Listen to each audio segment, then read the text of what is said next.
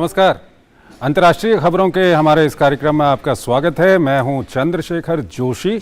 इस कार्यक्रम में हम आपको रूबरू करवाते हैं दुनिया भर के हलचल से। तो आइए शुरुआत करते हैं और सबसे पहले देखते हैं अंतर्राष्ट्रीय सुर्खियां। वेस्ट बैंक के जेनिन में 2 दिन के बड़े अभियान के बाद इजराइल की सेना लौटी वापस। कार्रवाई के दौरान 12 लोगों की मौत, 120 से अधिक घायल। इजराइल का बड़ी मात्रा में हथियार बरामद करने का दावा। गजा की ओर से रॉकेट हमले के बाद इजराइल की जवाबी कार्रवाई।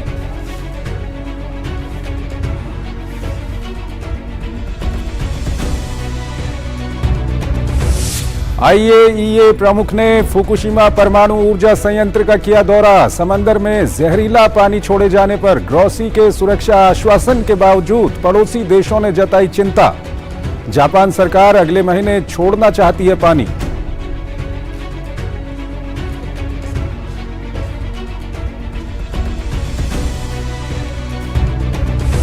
यूक्रेन के राष्ट्रपति जेलेंस्की के दावे से मचा हड़कंप। कहा, रूस ने जापोरिजिया परमाणु संयंत्र पर बांधा बम। रूस का पलटवार, जताई आशंका। कहा, संयंत्र को मिसाइल से उड़ा सकता है यूक्रेन। दोनों देशों का बखमुत सहित कई अन्य इलाकों में एक दूसरे को पीछे धकेलने का दावा।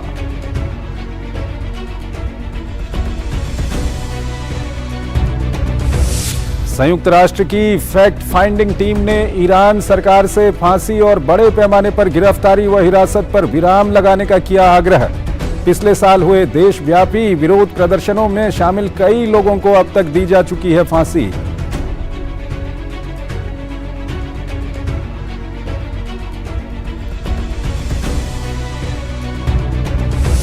दुनिया में गर्मी ने तोड़े अब तक के सारे रिकॉर्ड। 4 जुलाई रहा दुनिया का अब तक का सबसे गर्म दिन। अफ्रीका, अमेरिका और अंटार्कटिका महाद्वीप में भी दिखा असर। भारत में जून महीने की गर्मी ने तोड़ा सदी का रिकॉर्ड। 1901 के बाद इस बार भारतीय प्रायद्वीप में सबसे गर्म रहा जून।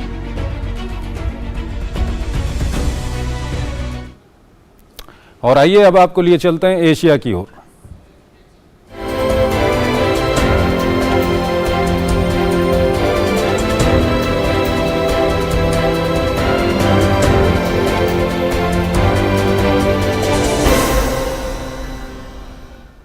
फलस्तीन के कब्जे वाले जेनिन में पिछले 20 साल का सबसे भयानक सैन्य ऑपरेशन को अंजाम देने के बाद इजरायली सेना वापस लौट गई है। इजरायली सेना की कार्रवाई में 12 लोग मारे गए। इजरायली सेना का दावा है कि मारे गए ये सभी 12 लोग फलस्तीनी आतंकवादी थे। इस हमले से जेनिन में बुनियादी ढांचे को भी काफी नुकसान हुआ है। विजेता के तौर पर अपने सैनिकों का स्वागत करती इजराइल की जनता। 2 दिन तक वेस्ट बैंक के जेनिन में एक बड़ा अभियान चलाने के बाद इजरायली सैनिक लौट गए हैं, लेकिन पीछे छोड़ गए हैं अपने लक्ष्य को हासिल करते वक्त तबाही के निशान।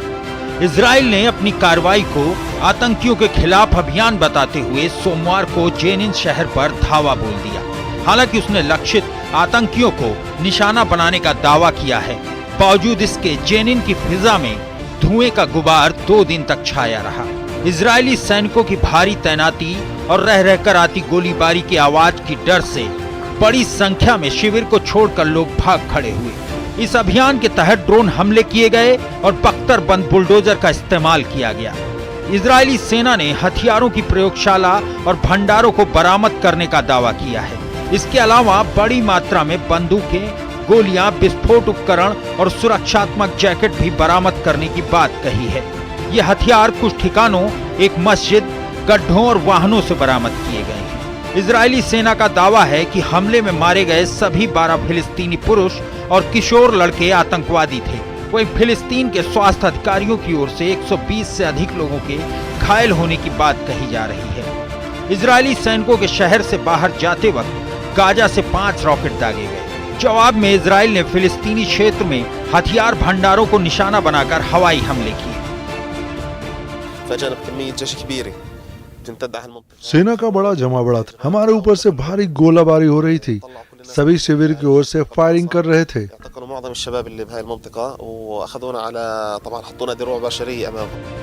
जमीन मलबे और टूटे शीशे से अटी पड़ी है। शिविर के अंदर 2 दिनों की गहन लड़ाई के बाद लोगों ने राहत की सांस ली। संयुक्त राष्ट्र के मुताबिक लड़ाई से जेनिन में पानी और बिजली नेटवर्क को काफी नुकसान हुआ है। जेनिन शरणार्थी शिविर में गंभीर रूप से क्षतिग्रस्त घरों, संपत्तियों और बुनियादी ढांचे की मरम्मत का काम चल रहा है। इजरायली सेना के जेनिन से निकलने के बाद कार्रवाई में मारे गए लोगों को दफना दिया गया। सैकड़ों लोगों ने झंडे लहराते, नारे लगाते और हवा में राइफलें चलाते हुए जनाजे में शामिल हुए। उन्होंने अचानक छापा मारा, हमें इसकी उम्मीद नहीं थी।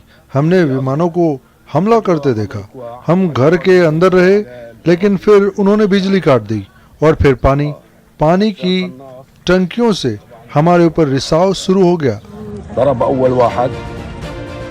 इजराइल की सेना द्वारा पिछले 20 साल में फिलिस्तीन के वेस्ट बैंक के इलाके के जेनिन शहर में अब तक का सबसे भीषण हमला किया था। बताया जा रहा है कि यह हमला सोमवार की अलसुबह 1 बजे शुरू हुआ। तकरीबन 2000 सैनिकों ने इस अभियान में भाग लिया। वेस्ट बैंक भूमि एक टुकड़ा है जो जॉर्डन नदी के पश्चिमी तट पर और उत्तर पश्चिम और दक्षिण में इजराइल से घिरा हुआ है। 1967 के मध्य पूर्व युद्ध के बाद से वेस्ट बैंक पर इजराइल का कब्जा है, लेकिन इजराइल और फिलिस्तीन दोनों ही इस पर अपना दावा ठोकते हैं। दशकों की बातचीत के बावजूद अब तक इसका मसला सुलझाया नहीं जा सका है। 2.1 से 3 मिलियन के बीच फिलिस्तीनी अरब सीमित स्वशासन इजरायली सैन्य शासन के बीच यहाँ रह रहे हैं। वेस्ट बैंक लगभग 4,30,000 इजरायली यहूदियों का भी घर है। और अगली खबर है जापान से। 2011 में जापान में आई सुनामी ने वहां के फुकुशिमा परमाणु संयंत्र को काफी नुकसान पहुंचाया था। उसके बाद रिएक्टर्स को ठंडा करने के लिए पानी का इस्तेमाल हो रहा था। जापान अब इस पानी को समुद्र में छोड़ना चाहता है। ऐसे में पानी का जहरीले होने का विवाद तो है ही, साथ ही जापान सरकार IAEA की मदद से अब ऐसा करने जा रही है। ये रिपोर्ट देखिए। संयुक्त राष्ट्र परमाणु निगरानी एजेंसी IAEA द्वारा फुकुशिमा परमाणु ऊर्जा संयंत्र के पानी को समुद्र में छोड़ने की अनुमति देने के बाद बुधवार को एजेंसी के प्रमुख राफेल ग्रासी ने संयंत्र का दौरा किया। संयंत्र के दौरे के दौरान ग्रासी ने टोक्यो इलेक्ट्रिक पावर के अधिकारियों से पानी छोड़ने की योजना के बारे में विस्तार से जानकारी हासिल की। उन्होंने उस सुविधा केंद्र का भी दौरा किया जहां संयंत्र के जल सुरक्षा परीक्षण के हिस्से के रूप में मछलियों की निगरानी की जाती है। इस पानी का इस्तेमाल जापान अपने परमाणु संयंत्र में रिएक्टर को ठंडा करने के लिए करता था। जापान में साल 2011 में भीषण सुनामी आई थी जिसमें फुकुशिमा परमाणु संयंत्र के 3 रिएक्टर को बंद कर दिया गया था। सुनामी में रिएक्टर्स के कूलिंग सिस्टम को खासा नुकसान पहुंचाया था। उसके बाद न्यूक्लियर पावर प्लांट में रिएक्टर्स को ठंडा रखने के लिए पानी का इस्तेमाल किया जाने लगा। अब तक इस काम के लिए 10 लाख टन से ज्यादा पानी का इस्तेमाल किया जा चुका है। इस पानी को फिलहाल संयंत्र में बने टैंकों में स्टोर करके रखा गया है। खबरों के मुताबिक जापानी सरकार अगस्त की शुरुआत में पानी छोड़ना शुरू करना चाहती है। योजना को अभी भी जापान के परमाणु नियामक निकाय को आधिकारिक अनुमोदन की आवश्यकता है। उम्मीद की जा रही है कि शुक्रवार तक इसकी मंजूरी मिल सकती है। यह एक जटिल ऑपरेशन है और यहाँ वहाँ कुछ छोटी छोटी बातें हो सकती है, लेकिन मुझे लगता है कि अगर सरकार इस पर आगे बढ़ने का निर्णय लेती है तो कुल मिलाकर सभी बुनियादी तत्व मौजूद हैं। जापान की सरकार ने संयंत्र के इस जहरीले पानी को समुद्र में छोड़ने के लिए 2021 में कैबिनेट से बिल पास किया तो इसका विरोध शुरू हो गया। इसके बाद मामला IAEA के पास पहुंचा। अब 2 साल बाद IAEA ने कचरा फेंकने की अनुमति दे दी है। हालांकि ये काम एजेंसी के कर्मचारियों की निगरानी में होगा। मछुआरे भी इसका विरोध कर रहे हैं। उनका कहना है कि मछलियों में रेडिएशन जाने की वजह से उनका व्यापार चौपट हो जाएगा। वहीं दक्षिण कोरिया, चीन और प्रशांत द्वीप के कई देशों ने भी सुरक्षा को लेकर चिंता व्यक्त की है। दक्षिण कोरिया जापान की फुकुशिमा के पानी छोड़े जाने की योजना पर जल्द ही प्रतिक्रिया जारी करेगा। हम IAEA की रिपोर्ट का सम्मान करते हैं। पिछले 2 साल से इसकी समीक्षा कर रहे हैं। हम IAEA रिपोर्ट के गहन विश्लेषण का विस्तृत विवरण भी प्रदान करेंगे। जल्द इस पर प्रतिक्रिया दी जाएगी। इस रेडियो एक्टिव कचरे का असर 30 से 40 साल तक रहने की आशंका जताई जा रही। हालांकि जापान की सरकार का दावा है कि समुद्र में छोड़े जा रहे पानी को साफ करके फेंका जाएगा।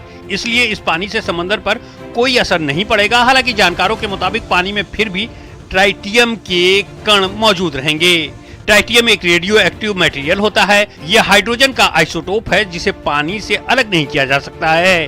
ट्राइटियम को अपेक्षाकृत हानिकारक रहित माना जाता है क्योंकि ये मानव त्वचा में प्रवेश करने के लिए पर्याप्त ऊर्जा उत्सर्जित नहीं करता है, लेकिन जब इसे निगला जाता है तो ये कैंसर के खतरे को बढ़ा सकता है।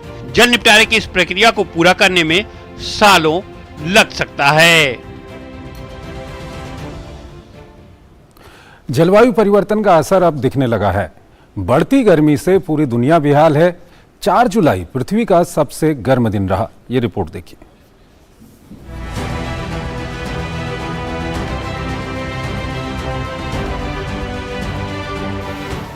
जलवायु परिवर्तन के कारण तापमान लगातार बढ़ता जा रहा है। बढ़ती गर्मी से दुनिया बेहाल है। इस बेहाली का अंदाजा इस बात से लगाया जा सकता है कि 3 जुलाई यानी सोमवार का दिन धरती के इतिहास का सबसे गर्म दिन रहा। अमेरिका के national centre for environment prediction ने गर्मी को लेकर जारी एक रिपोर्ट में यह दावा किया है। बता दें कि दुनिया भर में चल रही लू के कारण सोमवार को औसतन वैश्विक तापमान 17.01 डिग्री सेल्सियस तक पहुंच गया। हालांकि 4 जुलाई को ये रिकॉर्ड भी टूट गया जब वैश्विक औसत तापमान 17.18 डिग्री सेल्सियस पहुंच गया। रिपोर्ट में कहा गया है कि अंटार्कटिका में इस समय सर्दियों का मौसम है, लेकिन यहाँ असामान्य रूप से उच्च तापमान दर्ज किया गया है। वैज्ञानिकों का कहना है कि ये उभरते अल नीनो पैटर्न के साथ जलवायु परिवर्तन इस स्थिति के लिए जिम्मेदार हैं। WMO ने एक और रिपोर्ट जारी की है जहां हमने अगले 5 वर्षों में 1 से 1.5 डिग्री तक पहुंचने और उससे भी अधिक होने की संभावना का अनुमान लगाने की कोशिश की है। मूल रूप से अल नीनो के कारण तापमान के रिकॉर्ड पर से गर्म में से एक होने की उच्च संभावना है। मौसम में नाटकीय उतार चढ़ाव से निपटने की चीन की क्षमता की बड़ी परीक्षा है। झुलसा देने वाली गर्मी बिजली ग्रिड और जल सुरक्षा को चुनौती दे रही है, तो वहीं बाढ़ का कहर फसलों को बर्बाद करने के साथ साथ शहरी आबादी को खतरे में डाल रही है। अधिकारियों ने बार बार चेतावनी दी है कि चीन अपनी बड़ी आबादी और असामान्य रूप से वितरित जल आपूर्ति के कारण जलवायु परिवर्तन के प्रभाव के प्रति विशेष रूप से संवेदनशील है। जनवरी से जून तक उच्च तापमान वाले दिनों के औसत आंकड़ा 4.1 रहा। ये पूरे वर्ष के औसत 2.2 दिनों से पहले की अधिक है।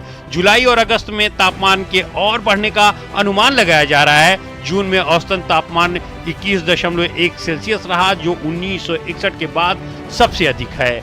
अब तक उत्तरी चीन भीषण गर्मी की मार झेल रहा है। निवासियों से बाहरी गतिविधियों को कम करने और तापमान अधिक रहने पर बाहर काम करने से बचने का आग्रह किया जा रहा है। ये लोगों को सलाह भी दे रहा है कि अगर गर्मी के कारण उन्हें परेशानी महसूस होती है तो वह चिकित्सीय सहायता लें। दक्षिण पश्चिम के यूनान प्रांत में जनवरी से मई में 55% कम वर्षा हुई। वहीं चोंगकिंग में हुई भारी बारिश ने बाढ़ की स्थिति पैदा कर दी है। बाढ़ के कारण अब तक 15 लोगों की मौत हो चुकी है। उधर इस साल के शुरुआत में मध्य प्रांतों में हुई 1 दशक की सबसे भारी बारिश के कारण गेहूं की फसल का व्यापक स्तर पर नुकसान हुआ है। उधर दक्षिण अमेरिका हाल के सप्ताहों में अत्यधिक गर्मी की चपेट में है। उत्तरी अफ्रीका में तापमान 50 डिग्री सेल्सियस के करीब पहुंच गया है। अगली खबर की ओर आपको लिए चलते हैं। संयुक्त राष्ट्र द्वारा गठित तथ्यों का पता लगाने वाले दल ने ईरान से उन लोगों की फांसी पर रोक लगाने का आग्रह किया जिन्हें सरकार विरोध प्रदर्शनों में दोषी ठहराए जाने के बाद मौत की सजा सुनाई गई है।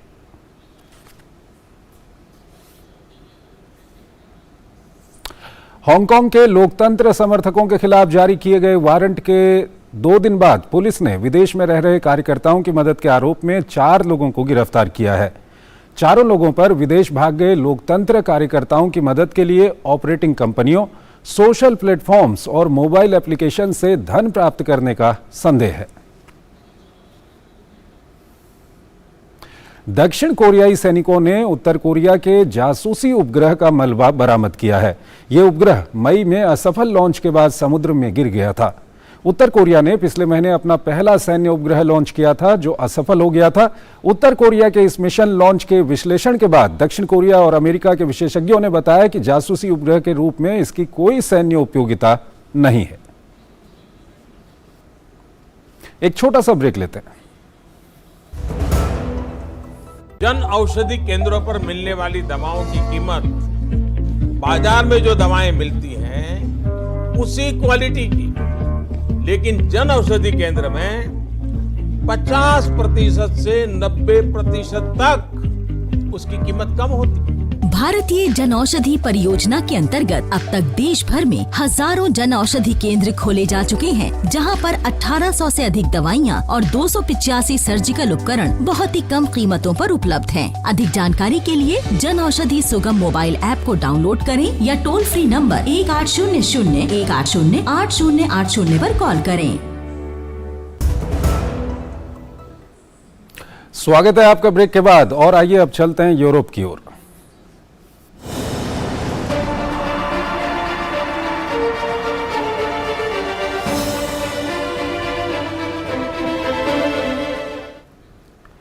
रूस और यूक्रेन के बीच में युद्ध में एक बांध को तोड़कर पानी को हथियार बनाया गया, तो वहीं अब न्यूक्लियर पावर प्लांट पर हमले का डर सबको सता रहा है। इस सब के बीच रूस और यूक्रेन के बीच में भीषण युद्ध जारी है, तो दोनों ओर की सेनाओं के अपने अपने दावे भी हैं। यूक्रेन रूस के बीच जारी घमासान हर दिन खतरनाक मोड़ पर पहुंचता दिख रहा है। यूक्रेन के राष्ट्रपति के ताजा बयान के बाद यूरोपीय देशों के माथे पर चिंता की लकीरें खींच गई हैं। जेलेंस्की ने अपने फ्रांसीसी समकक्ष इमैनुअल मैक्रों के साथ फोन पर बातचीत करते हुए रूस द्वारा जापोरिजिया परमाणु संयंत्र पर खतरनाक उकसावे वाली योजना की जानकारी साझा की। उन्होंने कहा कि यूक्रेन और फ्रांस यूएन के अंतर्राष्ट्रीय परमाणु ऊर्जा एजेंसी के साथ मिलकर स्थिति को नियंत्रण में रखने पर सहमत हुए हैं। हालांकि जेलेंस्की के बयान के बाद मॉस्को का भी पलटवार आया। ठीक ऐसा ही आरोप क्रेमलिन ने कीव पर जड़ दिया। जेलेंस्की के दावे के बीच रूस ने कहा कि 5 जुलाई की रात में Ukraine Zaporizhzhia nuclear power plant पर टोचका यू मिसाइल से हमला करेगा, जिसमें न्यूक्लियर वेस्ट वाले वॉरहेड लगे होंगे। विकिरण से दुनिया में हर किसी को खतरा है और परमाणु ऊर्जा संयंत्र को किसी भी विकिरण घटना से पूरी तरह से संरक्षित किया जाना चाहिए। जापोरिजिया परमाणु ऊर्जा संयंत्र में स्थिति काफी तनावपूर्ण है, क्योंकि कीव शासन द्वारा तोड़फोड़ का खतरा अधिक है, जिसके परिणाम विनाशकारी हो सकते हैं। हाल ही में हमने यह देखा कार्खोव का पनबिजली स्टेशन को किस तरह उड़ाया गया। इसीलिए इस तरह के खतरे का मुकाबला करने के लिए सभी उपाय किए जा रहे हैं। हालांकि परमाणु संयंत्र पर हमले की आशंका के बीच रूस के कब्जे वाले एनरहोदर की स्थिति में कोई फर्क नहीं दिखा, लेकिन यहां रहने वाले नागरिकों ने आपात स्थिति के लिए तैयार रहने की बात कही। मेरे पास आपात स्थिति के लिए एक आपातकालीन बैकपैक है, लेकिन मुझे नहीं लगता है कि घबराने का कोई कारण है।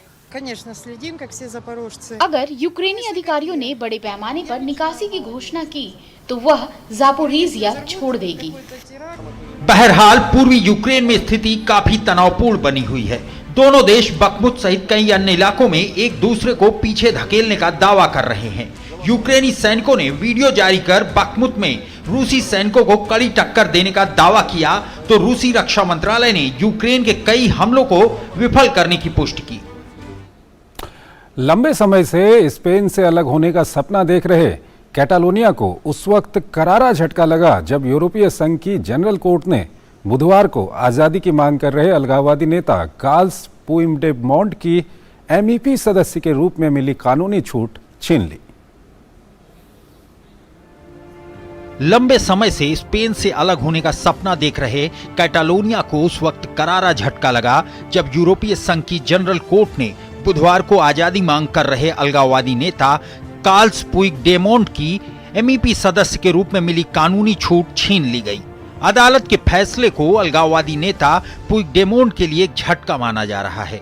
अदालत के निर्णय के बाद बेल्जियम में स्वनिर्वासित जीवन बिता रहे पुइगडेमोन को स्पेन प्रत्यर्पित किए जाने का रास्ता साफ हो सकता है। लग्जमबर्ग स्थित अदालत ने पुइगडेमोन द्वारा दायर अपील को खारिज करते हुए अन्य स्वनिर्वासित कैटलन अलगाववादी नेता को माफ करने के यूरोपीय संसद के फैसले का समर्थन किया। दरअसल अलगाववादी नेता को स्पेन में कानूनी प्रक्रियाओं का सामना करना पड़ रहा है, क्योंकि उन्होंने कई वर्षों से कैटालोनिया के स्पेन से अलग होने की मांग करते हुए असफल आंदोलन का नेतृत्व किया था। 15 of 2020, Carles Puigdemont y Casamajo संसद उन्मुक्ति की रक्षा के लिए ऐसे फैसले नहीं अपना सकती जो स्पेनिश न्यायिक अधिकारियों के संबंध में बाध्यकारी कानूनी प्रभाव पैदा करते हैं। जनरल कोर्ट की 6 सदस्यीय विस्तारित बेंच ने कार्रवाई को खारिज कर दिया। अदालत के फैसले के बाद अलगाववादी नेता ने अपने मौलिक अधिकारों की रक्षा करने के लिए यूरोपीय संघ के न्यायालय में फिर से अपील करने की बात कही।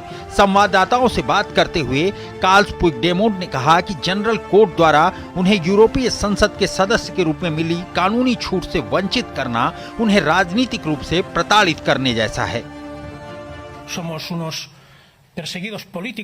हम निर्वासन पर जाने के बाद से ही बचाव कर रहे हैं कि हमें राजनीतिक रूप से सताया जा रहा है। 5.5 साल तक विभिन्न मामलों और जासूसी के बाद मुझे लगता है कि ये साबित हो गया है कि हम नशीले पदार्थों की तस्करी नहीं करते हैं या हथियार नहीं खरीदते हैं, बल्कि हम जनमत संग्रह और मतदान के साथ तस्करी करते हैं। हालांकि जनवरी में स्पेन के सुप्रीम कोर्ट ने देश की दंड संहिता में सुधार के बाद पुइगडेमोन के खिलाफ राजद्रोह के आरोप हटा लिए थे, लेकिन अलगाववादी नेता पर अभी भी अवज्ञा और गमन के आरोप हैं, जिसमें 8 साल तक की जेल की सजा का प्रावधान है। बुधवार के फैसले के बाद सुप्रीम कोर्ट अब यूरोपीय संघ की अदालतों के फैसले के आधार पर पुइगडेमोन को मुकदमे का सामना करने के लिए बेल्जियम के सामने एक नया प्रत्यर्पण अनुरोध करेगा। इससे पहले भी मुकदमे की सुनवाई के दौरान कई बार जर्मनी, बेल्जियम और इटली में रहने के दौरान अलगाववादी नेता के प्रत्यर्पण के प्रयास किए जा चुके हैं। दरअसल साल 2017 में कैटालोनिया की स्वतंत्रता की असफल कोशिश के बाद कई अलगाववादी नेता पर मुकदमा चलाकर 13 साल तक की सजा सुनाई गई थी। प्रधानमंत्री पेड्रो सांचेज ने बाद में घटना के लिए दोषी ठहराए गए लोगों को भी माफ कर दिया था। चलिए अब आपको दिखाते हैं अफ्रीका नामा।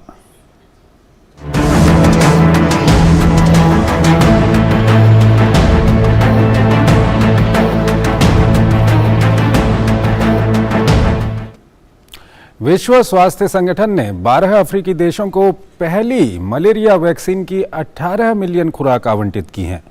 विश्व स्वास्थ्य संगठन ने कहा मलेरिया वैक्सीन की ये खुराक अगले 2 वर्षों में मुहैया कराई जाएंगी। WHO ने कहा है कि महाद्वीप में मृत्यु के प्रमुख कारणों में से एक के खिलाफ लड़ाई में वैक्सीन अहम भूमिका निभाएगी। तो अंतर्राष्ट्रीय खबरों के हमारे इस बुलेटिन में फिलहाल इतना ही। आप हमारी पूरी टीम को इजाजत दीजिए। नमस्कार।